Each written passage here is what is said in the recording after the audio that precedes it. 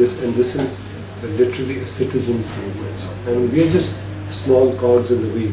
We are just part of this whole big movement where everyone in the society is contributing. Sindh Police has given us many pieces of land to build schools. KPT has handed over their schools to us to run the schools. We are talking to, in fact, one of the federal ministers these days, and we are discussing the idea of taking over some government schools on a pilot project basis, so we can see, what can be done. And as people are beginning to see the results, and as they experience, what is being done, the support is forthcoming, more and more as time passes.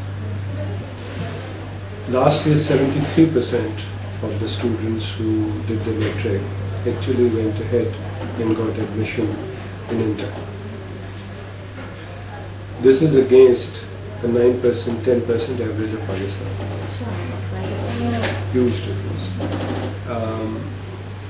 I hope that we can maintain such a ratio, because as the number of students grows, it will be a challenge to continue to maintain this ratio.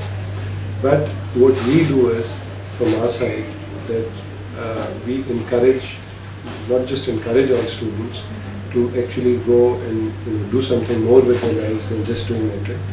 We have a mentoring program which is called Rahbar, which what it does is that in class 8, what we do is that we ask volunteers, executives, businessmen, housewives to take a few hours of their time out, and for 7 or 8 Saturdays they will go and they will talk to our students of class 8, and they will ask them that what do you want to do in life, where do you want to go, and what if you don't get there. So these are questions to make them start thinking that, okay, if you do want to be something, somebody says, I want to be a pilot or I want to be a doctor. How are you going to become a doctor? What are you going to do? So, Alhamdulillah, with the help of such programs, Rahbar and Hero Speaker Session, with the help of our donors, Standard Chartered has committed to scholarships for all our graduating students. So, each of the students who does matric and gets admission gets a scholarship from Standard Chartered.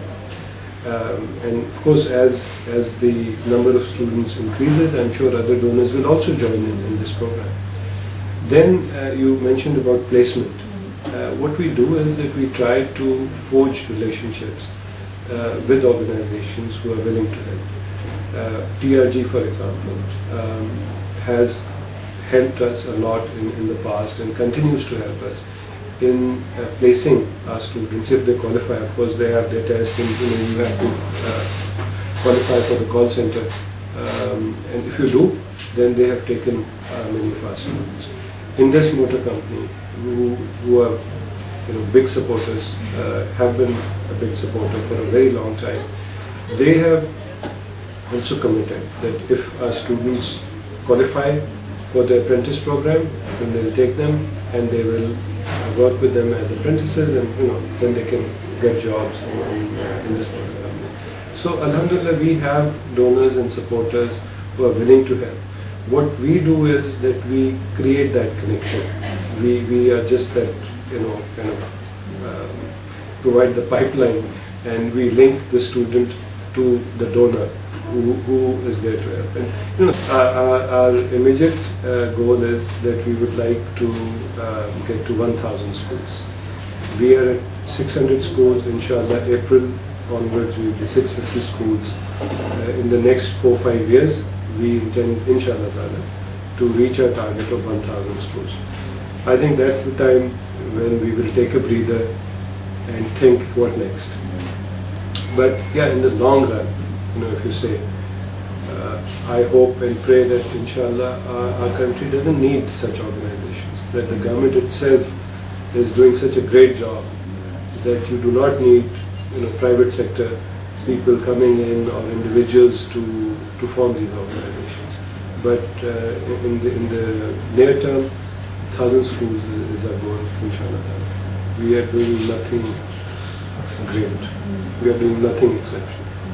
We're just following the basics. You need to have a good syllabus.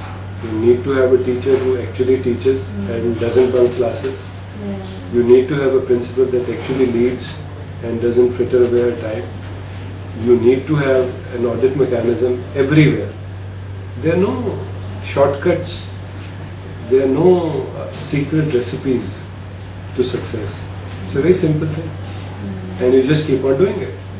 And when you keep on doing it, you start getting results. You not get results overnight. So I don't think any of what we are doing is exceptional or super, or there's something secret ingredient about it that one might say that okay, this is what we can tell you and you don't know about it. Everyone knows about how things should be run. Basically, it is a question of commitment and will. We have the commitment, we have the will that we will do it. There's no question about it, because our children's, these 80,000 children, their future is at stake. So we cannot be frivolous about it. We cannot fritter away. We cannot be casual about how we want to run our schools. And I think if the same spirit is prevalent, whether in public or in private, the same things can be done. And I'm sure you remember, I remember from my childhood days that one used to read about the system of the Britishers when there used to be an inspector of schools who used to visit the schools and check the quality.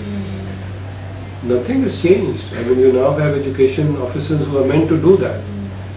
But when you hear, for example, recently one of our colleagues was talking to a government teacher, and he asked him that, how long have you been a government teacher? He said 13 years. And he said that, do you have the education officer visiting the school?